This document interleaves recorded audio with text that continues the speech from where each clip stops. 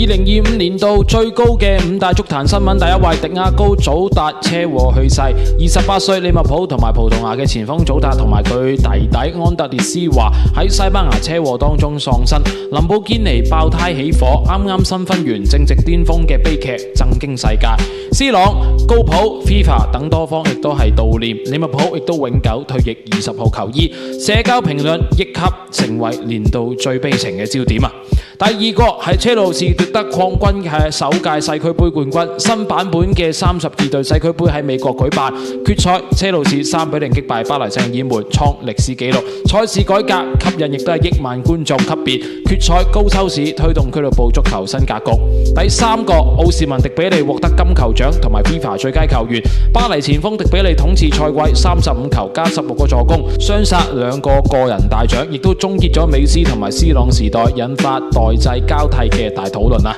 第四位係英格蘭女足衛冕歐洲女子杯瑞士舉辦嘅女歐錦賽冠軍，英格蘭點球大戰衛冕，維格文獲得最佳教練獎，推動咗女子足球熱度嘅新高。第五位巴黎聖日耳門多冠統治，巴黎橫掃法甲、歐冠等等獎項，迪比利等核心亦都係閃耀球場，成為俱樂部最大嘅贏家。